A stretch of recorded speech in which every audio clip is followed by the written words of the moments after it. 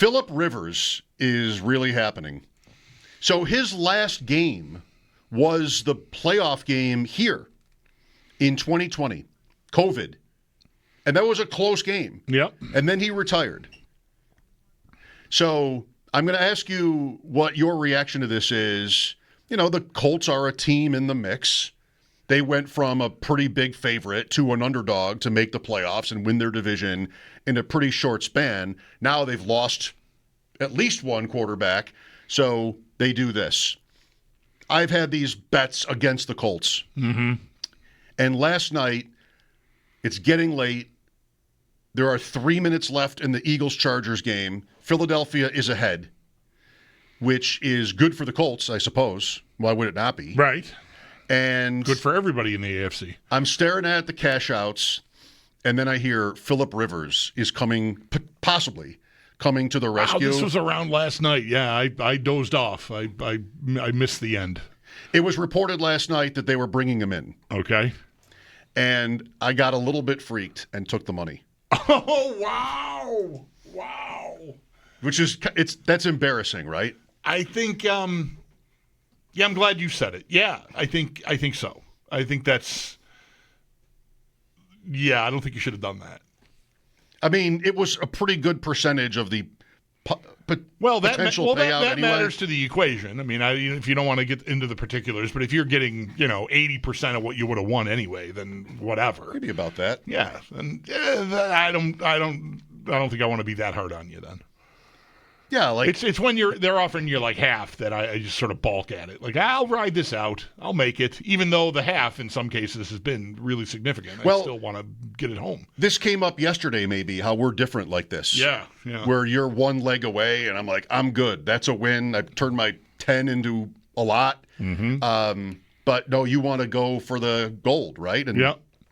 I don't know. Like, to me, there's an interesting personality trait within there somehow. Like, just maybe I'm mostly conservative about it. I just want plus EV, Bulldog. I don't need the jackpot, but I want to make a bet and have it come off as a winning bet. Right. And not just for 5 cents, where it's significant enough. Right. Yeah. So I'm not all the way out on the Colts. Yeah. I still have a couple, but I'm mostly out on the Colts thing. I might sing a different tune when and if this bites me sometime. Because, I got that Pittsburgh-Cincy parlay I won was a big chunk of change early in the fourth quarter that I turned down, and I got very close to losing all of it.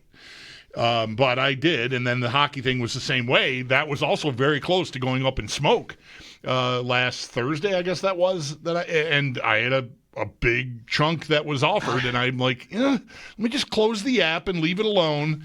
As soon as that goes, the opposite way for me, I might line up more on your side. Like, they're offering me this amount. I'm going to take it. That's a big win. I'm being too easy on myself here. I bet the under last night when the total was 35.5, and the score might have been 13 all, something like that. Maybe was that the score last night at one point? So it just felt early. I was earlier than that, 13-9 or some score like that. Mm-hmm. I felt under, right? So I take the under. Now it's 35.5. Now it's 16-13. The same moment. 3 minutes to go in the game. Chargers ball, down 16-13. Touchdown beats me. Field goal probably beats me because then it's overtime, which is what happened. Mm-hmm. Or 19-16, whatever it was. 19-16. Yeah, because 22-19 was the final. Yeah. 19-16. I'm winning by a half a point. Late. There's the cash out. My $15, if I'm willing to push the button, it brings back $18. And I'm like, you know what? No, I'm gonna let it ride.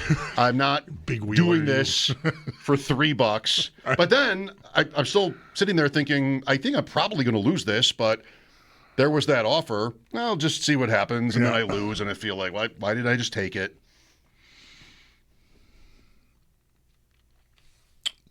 Sometimes you got to just go big or go home, Mike. Yeah. Bad. What is your impression of the Rivers thing? I want to say, I think I want to give the Colts credit Yeah. This is like the Bengals with Flacco. Your season is probably over if you don't do something big or just kind of wild, extreme, something to give yourself an honest chance. And is this that? I mean, it seems like the Colts mean it to be, or else they wouldn't bother.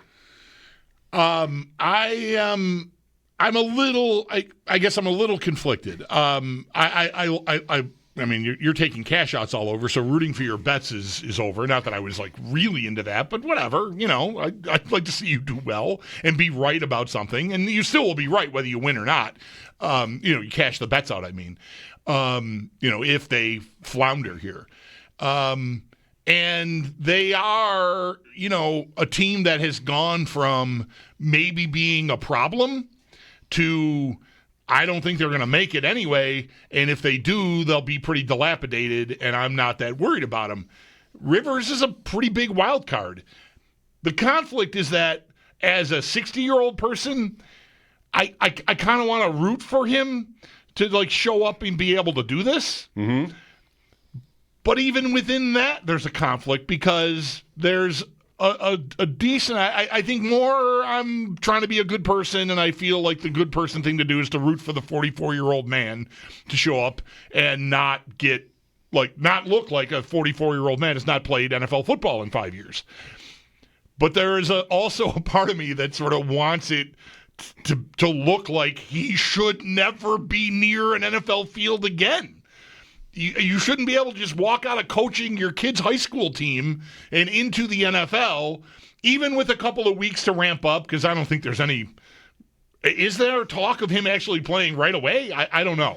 I feel like it's – physically, I think that would be unwise. I would think you want to go through a week or two, see how his body reacts to throwing – I don't know how many passes does an NFL quarterback usually throw in practice. I know with guys that are playing all the games, they scale that back. But this is a guy that hasn't played in 5 years, so I would think you'd want to work him out and make sure he can handle it. And he's got to pass that test first. But part of me wants this to just be turn into, oh my God, play the Benny Hill music. What are we doing here? He's going to play the Houston Texans in Week 18? He's going to go to Seattle first if he at all plays this week. Right. That's almost the toughest test you could think of. I want it to be evident to everyone that it's just too hard to just roll in there and do it. No matter how much experience you've had, if you've gone this long without having done the job, there's no catching up. So, And why do you want that? Sort of the... Just because it would make... Affirmation that what you think to be true, that this is like a near impossible job. Yeah, it should be too hard for him, is it? And intellectually, I feel like... It's not like I don't have anything against Phillip Rivers. No one does. Right? But I feel like it should be too hard. So I guess I'm rooting for that too, while also, it wouldn't necessarily make me mad if he can do it, because that would be kind of incredible.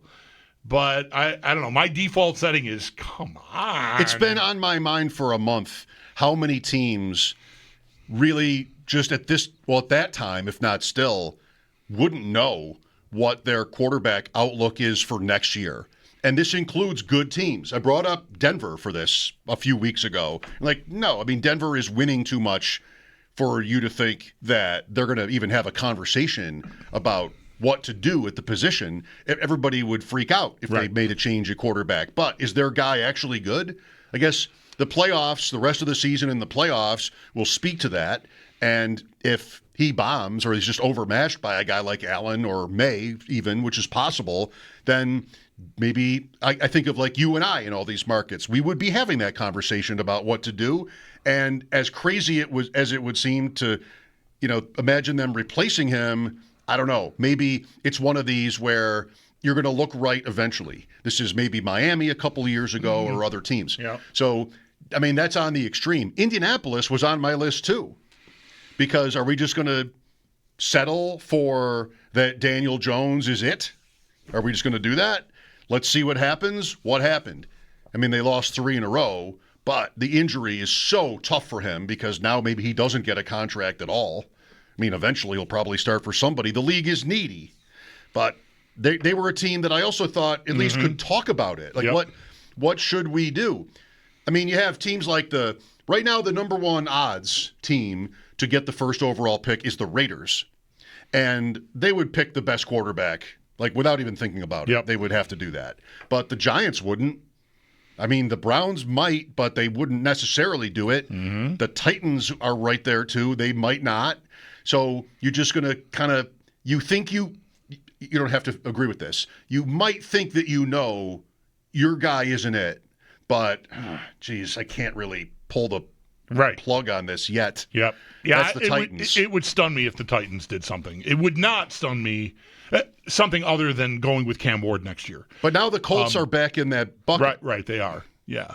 Unless it's Phillip Rivers. Right. Next year, even too. Next year, right. At 45. Right. Well, his birthday was yesterday, so he'd still be 44. Right. He's got a ways to go there. Is he a young 44? His birthday was literally yesterday. I don't know. I haven't read every word that's been written about this, but our buddy Armando Salguero wrote a piece about it and said, the word is he can still throw the ball just fine, but he's 20 to 30 pounds heavier than he was the last time he played. Sounds right.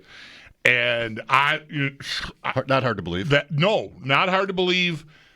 Hard to fathom that isn't going to be a problem. I mean, this is not a guy who is nimble to begin with. And I don't know. I just have a very hard time seeing that go well. That's sort of what I mean when I say it in my head, as cool as it would be if he could do it, I don't think he should be able to. I'm the one who's been over here for 5 years going, Brady is a lie. Like, don't think Aaron Rodgers is still going to be great when he's 39 or 40, and anybody else fits under the same umbrella, because Brady is a freak. He's a one-off, and I don't think we can reasonably gauge quarterbacks' careers and their staying power and their prowess at the top of the class on Brady. He's one of one, I think. And so far with Rodgers is playing, and he's had good days, but he's had way more bad days than good days since the calendar flipped on him. But that's also still in play, just like it will be with Rivers now, and maybe there are other guys, because Pittsburgh is in first place. Like, the answer on that hasn't come yet. This is a point I make all the time about the Bill season. When we're dissecting the details day after day after day, we know they're at least pretty good, and maybe they don't have to worry about Kansas City like there's a window for them, but they're also not a perfect team, right? They have issues. What will it end up being described as? Like, this season, how will you end up writing it? We don't know yet. It could be a lot of different things. It could be that their tight ends were enough and wide receiver didn't kill them, or it could be wide receiver kills them, right? So these questions just hover until you get into that game. And Rodgers still has a chance to write a different ending. That's right. That's You've also said about him that for all these quarterbacks, he is somebody that I'd be a little bit worried about having to beat because of what his career has been, And now the Bills did just beat them badly, last Sunday. But still, I think you could still say that. Versus Trevor Lawrence, versus Stroud, versus Herbert, versus Phillip Rivers, literally, or May or Nix. I don't know. It's all still... There's such a recency bias on this for me because of just, a week ago, Sunday. I feel like I'd rather play Rodgers than any one of those people. Okay. Right now. That's how I feel right now. But that in and of itself, there would still be, some chance he could have a day. I just don't know if they have the whole team that those other teams even have either. Denver, I'm not scared of Bo Nix, but they have a defense that might be as close to what Houston has, and that should at least give you some pause. If you're gonna, I still wouldn't mind playing them, honestly, myself, but it's not the easiest matchup. And those are, well, at least Denver would be a road game, almost definitely at this point. And that's a thing this year. I usually don't get hung up on home road But the Bills have 4 losses, 3 were away. Atlanta got all over them early, offensively and defensively, and then their offense kind of quelled, but they had enough to win by 10.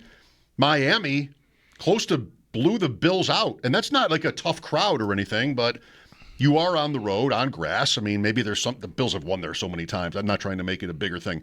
And then Houston was these pass rush teams. Maybe it's a question for Ross today. Like, how much of a difference is it really? Home road For that. And that would be a Denver issue. If the Bills had to, versus their being here last year, and they're not exactly the same. But I think that could be that's the kind of opponent where I think it might matter quite a bit where you're playing them. I don't know. Is New England this? I don't feel like they are. No, I don't feel like they are. I think the thing that they did really well when they played the Bills was it was the first game of the year where the running game didn't work. And I think we have since seen mostly games where that gets shut down, the Bills can be in real trouble. And so I don't think of them as a team that's going to like blow the doors off the edges or anything. And that run defense has taken a significant turn since Milton Williams has left their lineup.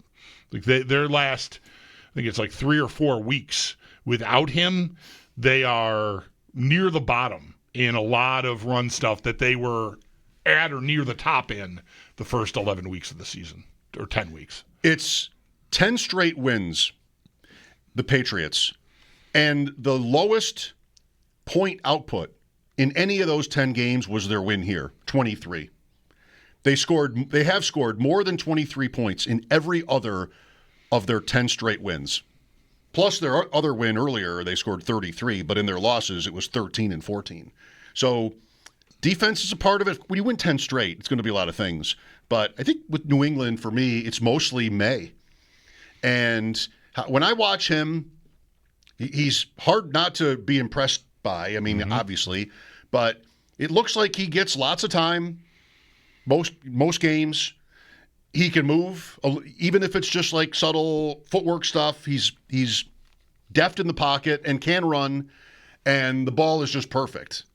And I guess guys get open enough, for him to lead to that. But I think he has time. I don't know the metrics on him. Well, he's gotten sacked a pretty good amount, but I think it's a lot of that is not like their line getting blown up. It's him just holding it too long. I think that might be he might be a key example in the sacks are a quarterback stat argument this year. 40 times. So I mean, he does take he gets hit, but I don't think they're like super necessarily leaky there. It's just that he gets greedy and holds it a little long. Some of these could also be 1-yard losses running to the sideline to try to get away from pressure. But he to me, he is the thing about their team that is definitely the most intimidating. I'm not sitting here telling you that the defense can be easily had, but I just feel like if I can handle him, if I can keep him from making 1 or 2 of the incredible plays he made here, I think I can get him. The team, I mean, I think they can win, but they've got to find a way, and that's like playing Josh Allen. you got to find a way to try to not let him create something out of structure that just makes you go, "Oh my God, that's one of the plays of the year." and May did that a couple times against the Bills. 1 game-winning drive. That would be the game here. Tied late, drove to the winning field goal. May. 803-0550 is our number. We'll look for your phone calls after our first break here. Ross Tucker joins us at 4. Paul Hamilton will stop by at 6 for a Sabres review last night and preview tonight. They lose in Calgary. They're in Edmonton tonight.